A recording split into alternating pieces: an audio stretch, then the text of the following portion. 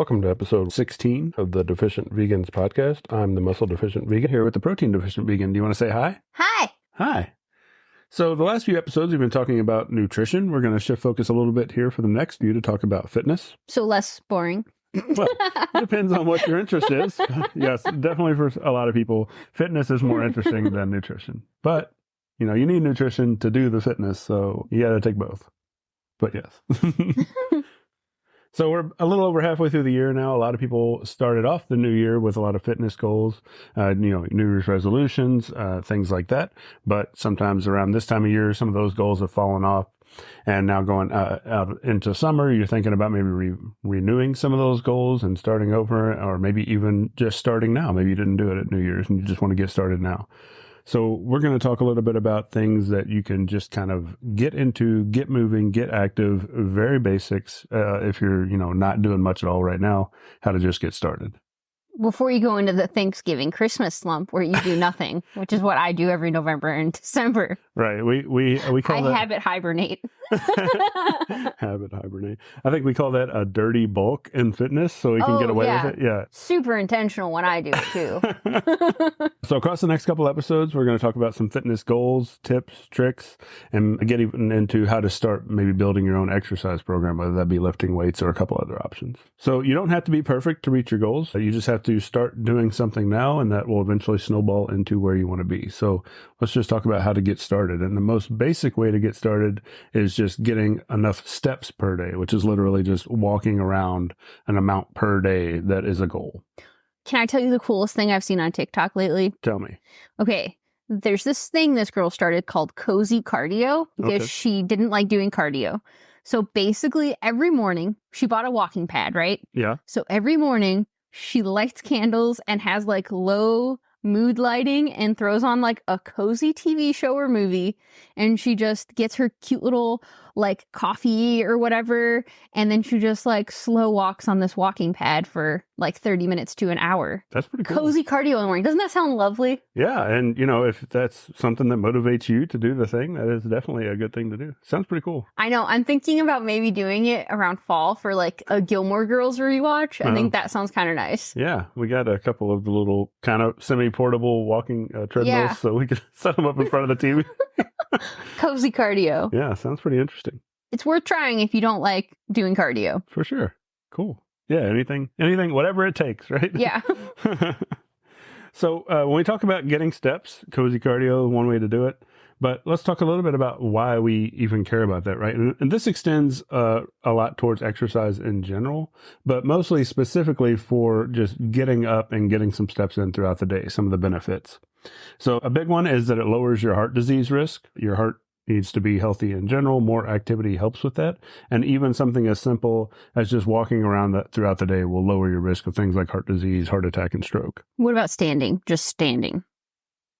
Does that help? Standing is better than sitting, yes, but you're still not very active while you're standing. But standing will help with some of the other issues we're going to talk about as far as excessive sitting causing its own specific issues. Also, walking helps to improve your cardio endurance. It doesn't help quite as much as dedicated cardio or running helps, but it does help more than just sitting around not being very active. And cardio endurance will help you, with general life, having to, carry in the groceries or deal with kids or pets or whatever it is you have to do. It'll also help with your exercise. Your cardio endurance will help with, any lifting or resistance training or biking or whatever other kind of exercise you're doing. And then also it's just, good, strong heart health in general for going into later life with a stronger heart. Yeah. Also, specifically excessive sitting. So sitting for a long time, 8, 10, 12 hours a day if you're working at an office like a lot of us are. Or binging Netflix. Yeah, which exactly. Some of us might on the weekend. Yeah. And that might be me. Yeah. So that causes an increased risk of diabetes, heart disease, and some forms of cancer. Speaking of binging Netflix, I think there was a study that showed a significantly higher risk of disease in men that watched 24 hours of television a week versus the men who only watched about 11 hours of television a week. And that was independent of everything else that was happening in their life. It was specifically focused on how much TV do you watch every week. So that's just like more excessive sitting throughout the day. Oh, well, might be something we need to consider as we watch West Wing. We're going to have to watch all of our shows cozy cardio style, I think. Yeah, I mean, it's not a bad idea.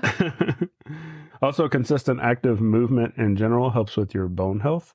We've talked a little bit about bone health, bone strength in a couple of the previous episodes, but being active and moving around is one of the big things to help keep your bones strong over time, which again is something you want to make sure your bones are as strong as possible as you age, because that's going to be something that will get weaker when you get older and you start to have issues, and you can't really avoid some of that. So this is just a general theme of do as much as you can now before you get to a point where you can't do the things anymore. Yeah. I mean, the sitting thing's hard because a lot of us have desk jobs now. Yeah. And they do make standing desks, but like, I don't know. I have a lot of trouble focusing when I'm standing up. Do you have that trouble? It's hard to get used to. I feel like if I do it for a while, it kind of becomes more natural. But there are some things, I do programming a lot. So some things where I have to sit down and think, and maybe I would get used to it if I did it more. But yeah, there's definitely a mental shift. I'm the same way. Like if I'm doing something that's a little bit like, mentally tedious. Yeah. Like mentally tedious stuff, I'm totally fine standing. But like once I'm doing something where like I also do some programming kind of stuff, but like if I'm having to write out like logic and stuff, I can't stand and do that. Yeah. Like my brain can't process the standing and the mental load. So I just have to sit. Yeah, it's tricky. And we'll talk about some ways to counteract that here in a little bit in the episode. There are some ways to break it up, even if you are sitting for work for the entire time you're working. Yeah, because you should take breaks too. Right. Yeah. So also excessive sitting can cause your leg muscles along with the bones to weaken a little bit over time. So if you're sitting around, your leg muscles aren't really being used at all. You're just sitting on your butt, right? So your leg muscles weaken a little bit over time, and that doesn't seem like a big deal at the time, but it can kind of compound, especially if you're not even doing any kind of strength training or any kind of intentional exercise. And that can cause issues with your balance, which can cause you to fall more often. And falling is a big risk for injury or, again, something as you age. Falling is something you definitely want to try to avoid at all costs. So yeah, I saw you fall a couple years ago, and it was pretty terrifying. Yeah, I'm pretty young, but I fell and managed to, shatter my elbow, which perplexed all of the doctors. And the mean streets of Chicago are kind of bumpy sometimes. You really, really need to watch where you're walking. Yeah, I don't think that was a balance issue. That was a rolled up carpet in the middle of the sidewalk issue, but probably set up for failure. Probably still could have been avoided. He wanted me to run red lights to get him to the hospital, guys. Well, I just lightly suggested that maybe it would be appropriate to run the red light, which you didn't end up doing. I did not break laws, and I got you there. Yeah. And then we waited for 8 hours anyway. Right. Don't go to hospitals in Chicago. Yeah.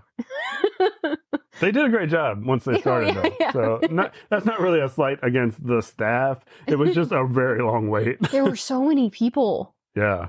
Oh, my God. It was a very busy hospital. It was a whole crazy situation. Yeah, we would have been better off driving out of town. Yeah. Although I don't know if the care would have been as good. So either way, my arm works now, so everything worked out pretty good. And he didn't cry at all, which was like incredible, actually. Yeah. Well, He stood up and I was like, ooh, I don't think your arm used to look like that.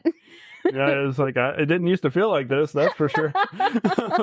Anyway, that's why we don't go to Penelope's Taqueria anymore. Oh, man. We will get delivery, though. We can't actually. Bad memories, bad juju. So anyway, yeah, excessive sitting will cause that. Oh, man. Okay, so also just in general, a lower activity level from sitting around all day will burn less calories, right? So we've talked a lot about calories and nutrition in the past episodes. So, if you're trying to lose weight, it's important to try to burn as many calories as possible throughout the day. So sitting will pretty much tank the calorie burn for the time that you're sitting. So even if you're doing exercise throughout the day, you still want to try to get up and be active throughout the day to add a little more calorie burn to your day. And even if you're not trying to lose weight, but if you're just trying to be a person that can eat more food. Oh, yeah. That's a worthy goal. Yeah. If you want to just maintain weight, but eat a ton of food, you got to burn a ton of calories. Yeah. Also, one last issue with excessive sitting specifically is that they did some studies and they saw that it can actually cause your leg muscles to not be able to absorb the amino acids from protein as well. Oh. So even if you are strength training, if you are sitting excessively, your leg muscles might not be repairing and building as much as they can because they can't really process the amino acids quite as well with excessive sitting. That's interesting. Is there like a quantifiable percentage less good? There is in the study. I don't have the number handy, but the takeaway was it's another downside from sitting too much, even if you're exercising. And it's significant enough to matter? They did say it was significant. Oh, wow. Okay. Statistically significant. That's good to know, because like if I'm going to do stupid squats and stuff, like I want those to count. Right. Yeah. No, definitely anything you can do to avoid your hard-earned work going to waste is a good idea. Like that shit's hard. If I'm going to do it, it better work. Right. So maybe that alone's a reason to do the stand. Yeah, I agree. So now you know some of the benefits. How many steps do we want to try to get every day? Right. So 10,000 is a nice round number, and it's been pushed for a long time as like the standard goal. What's interesting about that is for a long time, there was not really any science behind the number. It was just like, this sounds like a nice number. Yeah, it's got 5 digits. We can sell pedometers, right? And it has turned out to be confirmed by studies that showed in 70,000 participants over 7 years, 9,000 to 10,000 steps a day resulted in a 39% less risk of dying. Wow. Just in general. So they showed as long as you're in that 9 to 10,000 range seemed to be the sweet spot. Over 10,000, there wasn't much additional risk reduction. So it turns out that the 10,000 we've been focusing on, which is about an hour and a half of walking a day. Yeah, like roughly 5 miles. Right. Is really a good sweet spot. And they said that's just like a general baseline for movement, right? So if you were running 5,000 steps a day, because of the increase in intensity, maybe that would be just as good. But just as a general overview of the study, walking 9 to 10,000 steps a day was a big risk reduction in death. Well, for me, I would do 15,000 steps of walking before I did 5,000 steps of running, because I can't find a sports bra that does a damn thing. So if you have any recommendations, send them my way. Yeah. You even tried the fancy Taylor Swift one, right? I know. Felt like fucking Mulan in that thing. Also, on top of the direct medical health benefit, 10,000 steps a day also tends to burn about 300 to 500 calories a day. That's 2 TVP muffins. That's true, yeah. And I could eat 2 more of those every day. Yeah. So that's worth it alone, right? So some of the ways that you can track how many steps a day you get, I guess there's really only one way. It's a pedometer. I guess you could count. You could count. Carry around a little notepad. Yeah. Wouldn't recommend that. No, I do that sometimes if I'm walking. For some reason, when I'm walking from my car to my office at work, I like count the steps in my brain just because I'm bored. Yeah. Do you do that? Is that a me thing? I don't know. I don't do that. I did used to count like tiles, though, ceiling tiles and floor tiles. So well, it's a good time. So anyway, I don't think that is in any way helpful. but usually you would use a pedometer to count your steps, which is literally just a step meter, is basically what that means. So also, if you like know a 5-mile route around your area, you could probably just walk the route and know you got the 10,000 steps. Or if you have like a high school track near your house, then you would know how long that is. Right, stuff like that. But in general, if you're just trying to track your going about your day kind of steps, a pedometer is a good choice. If you have a smartphone, most smartphones can kind of track your steps from your pocket, just built-in native support. It's not super accurate, but if you don't want to buy anything else and you want to just get a rough idea, your phone, you can probably, I know iPhone for a fact can do it. Androids, I'm sure they can do it. I haven't actually I think there's tried. like Google Fit on there. Yeah. The problem I've run into, because I'm a girl and they don't give us pockets, is we don't have pockets in a lot of our like workout apparel. So that's a really good point. Yeah, where would you put it? You girls really drew the short straw on the pants with pockets situation. I know. As a girl, I just want some pockets. Like good pockets, not like chapstick sized pockets. I want deep pockets that I can shove like 20 cell phones in and a water bottle. Yeah. You got to work on that. We'll have to come out. We'll have to add that to our clothing shop on the website. These aren't pants. They're just pockets. Right. So the options that people typically end up using is some kind of pedometer. On Amazon, you can find some clip-on, like not smart pedometers. They're literally just a little LCD screen, no Bluetooth, nothing like that. It just counts. They're not mega accurate, but you can clip them on anything. You can clip them on to your shoelace, shirt, whatever. And they're like 25 to 30 bucks on Amazon for the You'll probably find it even cheaper, right? They used to be like 15 bucks. Yeah, those are the cheapest ones I saw now. Oh, really? Yeah, they did used to be way cheap. Inflation, man. Even the old Fitbit Zip, like a really nice clip-on, only used to be like $20. Mm-hmm. But yeah. That's sad. There might be some more. If you go look on Temu or Wish or something, there's probably a $5 pedometer. Maybe Walmart. Who knows? Try them out. The next step up from there is stuff around the $100 mark. Bit has one called the Inspire 3. It's a really simple pedometer. It goes around your wrist like a watch strap. It's $99. There's also one on Amazon called the Wise Band that's really similar to the Fitbit. That one's $89, and I'll put some links to that stuff in the show notes. If you want something a little more stepped up that has some more features around tracking, you can use a smart watch like the Apple Watch or the Google Watch or Samsung Watch. Yeah, and Fitbit has some like higher tier options too that are really good. Yeah, the smart watches will have step trackers typically, but also they have a whole bunch of other fitness related tracking like heart rate, oxygen tracking, sleep. You can actually put in the workout you're doing and track your workouts. Yeah, a whole bunch of stuff like that. I have an Apple Watch and I use it to track all of my lifts, all of my exercise, everything. So it does a lot. I use an Oura Ring. Yeah, Oura Ring's another good option. They're a little bit more expensive, and you do have to have, I think it's like, what, a $5 a month subscription or something. Yeah. But I like it because it's not on my wrist, because I paid a lot of money to get these really cool tattoos on my arm. So I'm not going to cover them up with watches. Yeah. Well, plus you actually had an issue with the sensors on one of our wrist devices not being able to read through your tattoos. That's true. So we had Whoops for a while. Which don't do steps. They don't do steps, but they do a lot of other stuff. But I was having this issue where where my tattoos are, they were right where the sensors were, and they couldn't read my steps at all. Like, all of my data was garbage, and I reached out and they're like, oh, that's a known issue with tattoos. Yeah. So if you're ever having issues with sensors and you have tattoos, it could be that. Yeah, so Oura is a really good alternative option. Just if you're working out or climbing a ladder or doing like anything where you would be concerned of the ring pulling off, do not wear that ring. You will deglove your finger. Yeah, and I wouldn't recommend looking up degloving unless you're not really sensitive to medical tragedies. But it's basically something you really don't want to happen to your finger, where it like pulls the skin off the bone or something crazy. Yeah, it just pretty much pulls all the skin right off your finger. Yeah. So in general, don't wear rings while you're lifting weights, period. Yeah. So the other option is a dedicated fitness tracker, which a smartwatch, it does have a lot of fitness features, but it's not necessarily a dedicated fitness tracker. So for a dedicated fitness tracker, that's going to be some of the higher end Fitbit devices, or like even the Garmin's. Yeah. Garmin makes really popular high end fitness tracker specific devices that a lot of people prefer to a smartwatch because they don't really want all the phone smart app features. And then the Ring ones. Yeah, there's a couple other Ring ones like Oura, like Ultrahuman. Ultrahuman. Oura. Oura, and there's even another one I can't remember the name of right now that just came out. There's a couple other ones out there. Yeah. I don't know. I would really recommend Oura. I like it. It does sleep. It does steps. I don't know. I think it's great.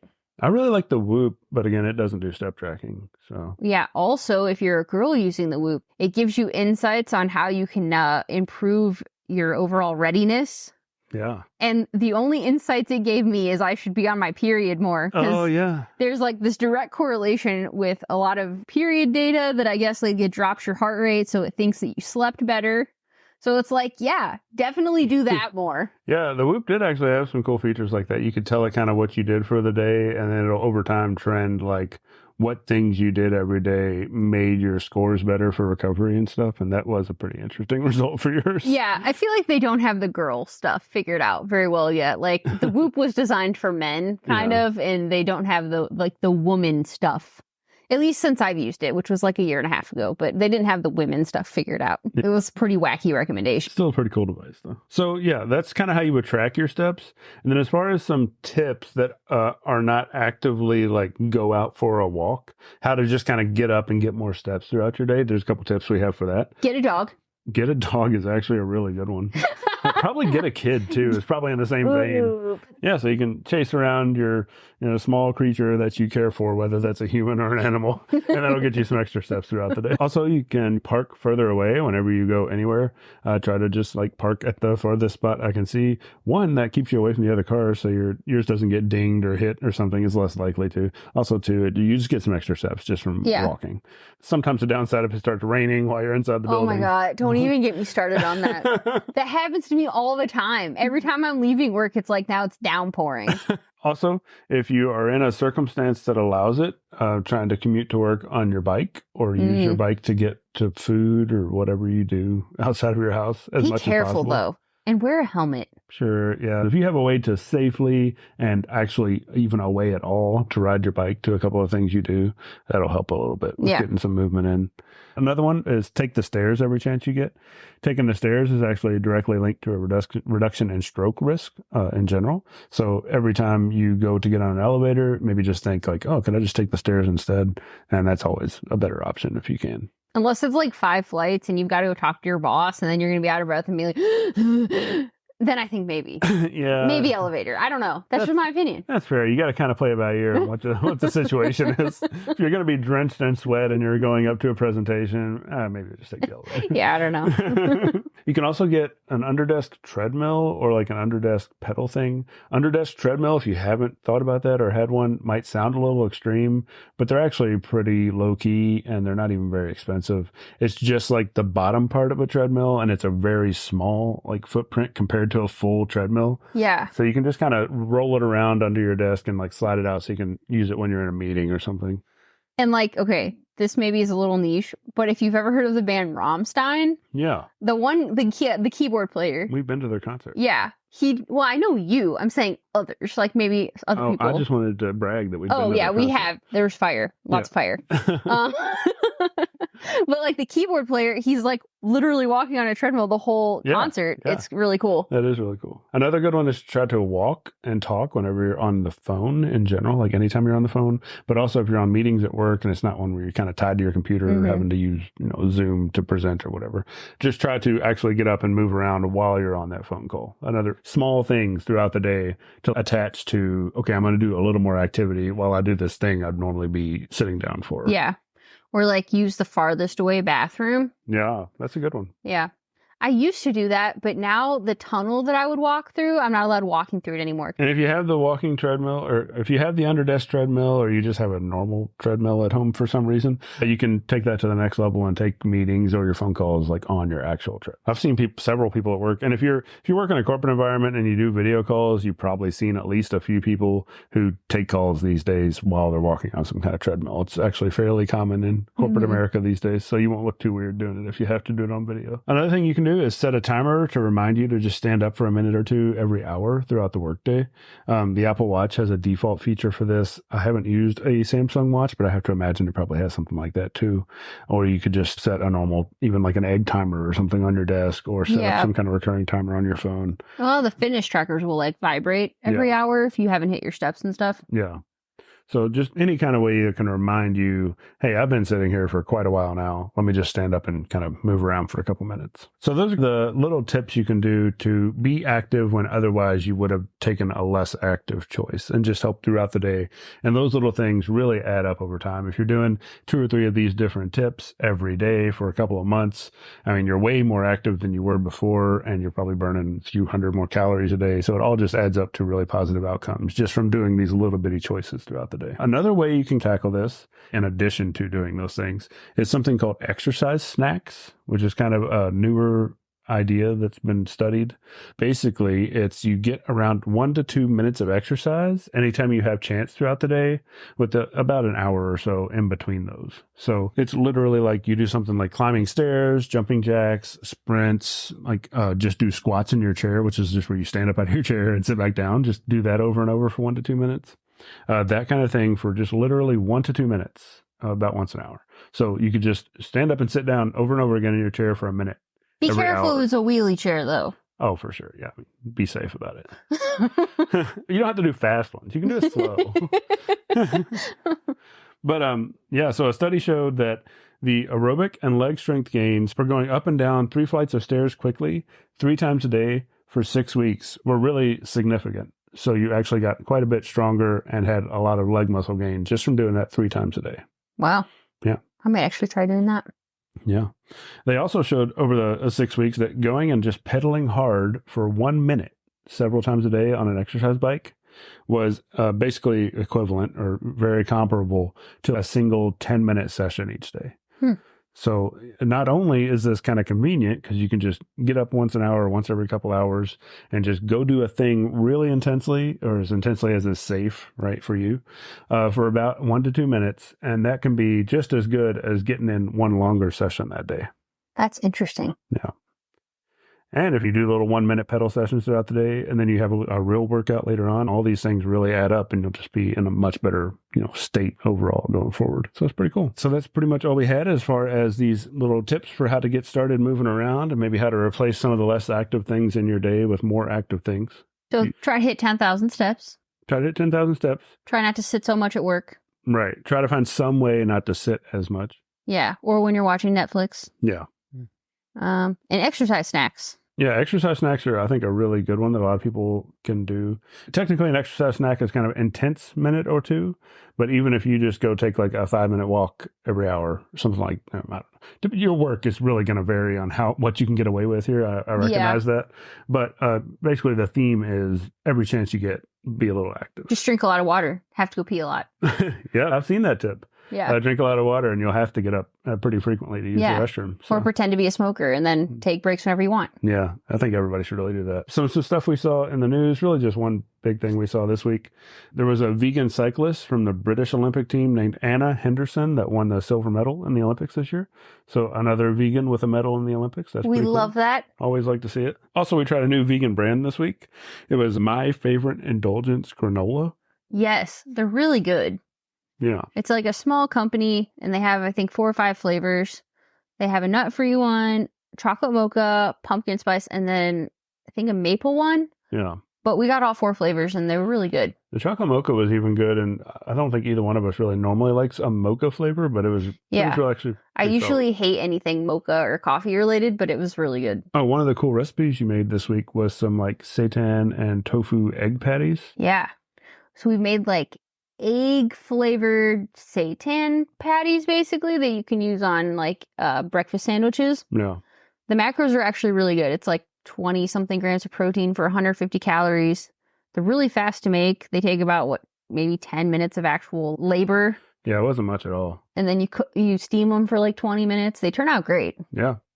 And since you put a little bit of tofu inside your seitan, it takes care of the issue we were talking about last week where wheat's a little short on lysine for the amino acids. Yeah. And makes it basically a complete protein. I'm a big fan of them. Yeah, they're really good. Tastes just like an egg. Yeah. Now, you've made them before and you've been kind of iterating this recipe. I think you really got it in a great spot now where it's basically just an egg patty. It only took 4 times. Yeah. But they were all pretty good, but this one's the best. Yeah. I might try to make another one with like mung beans because there are people that can't eat soy. Yeah. So. Mung beans. You don't see those much. I know I bought some and I haven't used them yet. Yeah. I heard they smell, but I don't know. I haven't tried. Well, looking forward to tasting it. We can just hold our nose. Yeah, I don't care. We're going to also be experimenting with seitan in general a lot more going forward. You've been trying a lot of stuff recently, but I know you got a lot more ideas floating around in there as always. Yep. A couple of questions we came across. I think these are posts from Reddit that we thought were interesting and wanted to highlight. We've seen, actually, this one we've seen in a lot of different places lately, and we've even had some conversations about it. But people are asking, what do I do if I'm trying to do this vegan high protein thing, or even maybe this vegan thing, and I can't eat soy? Yeah. And this, I think, has been a gap in a lot of our recipes because they focus very heavily on soy. Yeah. So I'm going to try to do a bit of a correction going forward where I try to do a little bit more things that are soy-free or can be made soy-free and are still high protein. There are a lot of things you can eat that aren't soy that are high protein, such as like seitan, like we were talking about. Yeah. Lentils are great. Red lentil pasta is good. They do make a fava bean tofu that I've heard is really good and has amazing macros. Yeah. And for like TVP, they make textured pea protein, TPP. TPP. Yeah. So that's an option there. So I think there are like alternatives to soy. Yeah. We've tended to focus so much on soy, 1, because it's a really high percentage of protein, 2, super versatile, 3, it's the only reasonable complete protein for our use case. So we use it in a lot of our recipes, but there are some people in there who have a legitimate soy allergy so that they can't have soy and they still want to be vegan and they still want to do fitness. So we got to cover them too. Yep. So we are going to be doing that. We will make that promise. Yeah. We will start having more soy-free recipes and we'll start trying to put some information on how to make something soy-free. There's some things you can't get around. Yep. And then another one, so we've seen a lot of people struggling. This is a big one with new vegans, but even really with vegans that have been doing it a while.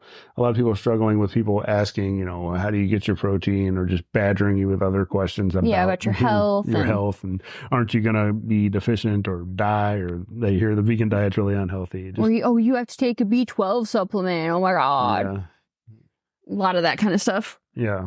So what do you think you should do to deal with people asking questions like that? So over the years, I've tried many things. I've tried laughing it off and just, trying to cause the least amount of problems possible. Yeah. Those people will always come back and they will always continue saying stuff. And now they think that you're in on the joke. So I'm not doing that method anymore. Lately, if someone asks me about my protein, I just pull out my FitnessPal and I start showing them I start rattling off how much protein all my food has. And I think it makes everyone kind of uncomfortable. So I haven't really been getting those questions lately. Yeah, shocker. Almost all the people who ask you where you get protein, most of those people, I won't say all, most of those people have no idea how much protein they get in a day. They don't even know how much protein they get. They don't even know how much protein they're supposed to get. Yeah. They probably eat less protein than we do because... Oh, I would damn near guarantee they eat less protein than we do, because we focus on it. And we're not hitting like a vegan protein goal. We're hitting a normal high protein goal for fitness people. Right. So, I mean... Yeah. Plus, I think in general, because there's this stigma around protein with vegans and vegetarians, I think most people that are taking on veganism or vegetarianism are already very aware of their protein and are probably tracking it. Yeah. A lot more than people that are omnivores. Yeah. And so the question becomes very annoying. Yeah.